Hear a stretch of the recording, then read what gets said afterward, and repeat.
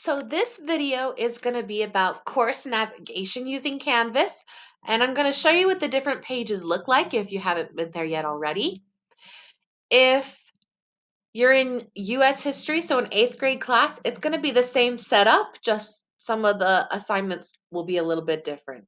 But otherwise, the course is set up the same. So this is the home page, which you can get to by clicking home, or at the top, if you're on a different screen, you can come back when it says the course name, either Utah Studies or US History. Let's see what the syllabus looks like. So over on the side, I'm going to click Syllabus.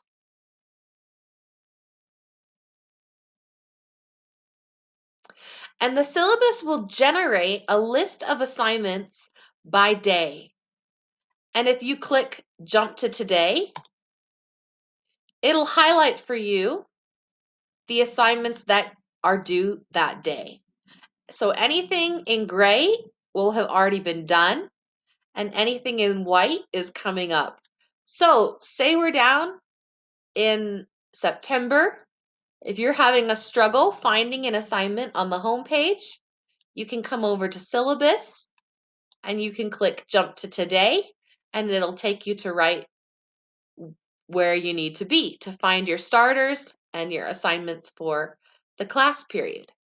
If you click on the Discussions tab, this will load our class discussions. The majority of these are going to be the starters. So you can see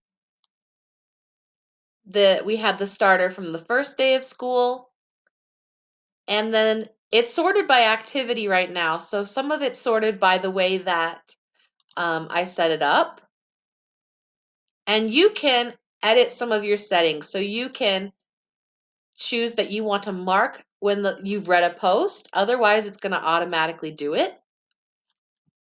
And so this is where you can find some of the discussions. But you can also find the links there from the syllabus or from the homepage or from grades, which is where I'm going to go next.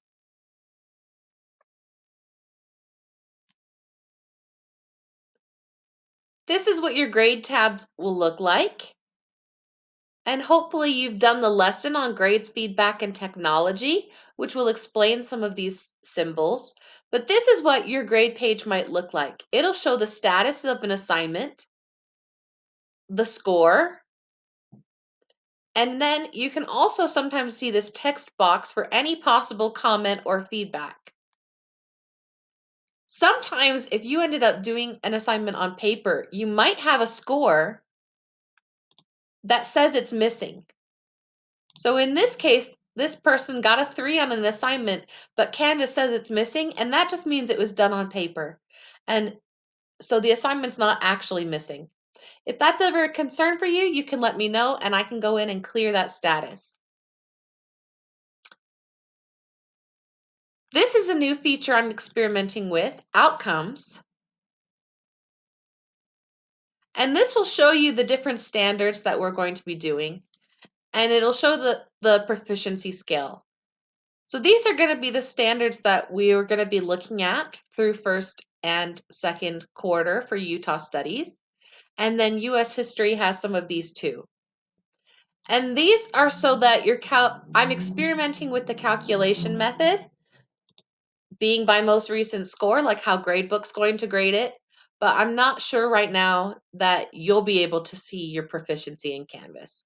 So as I experiment more with this tab, the outcomes, then I can let you know more about how it works for you and what might be significant. Coming down to modules, here you can see everything sorted by standard. So the standards at the top.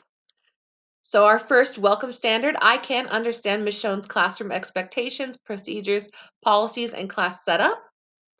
And you can see the different assignments for that standard. So here's standard 1.1, and you can see the assignments are in order, and you can also see where you have the extensions.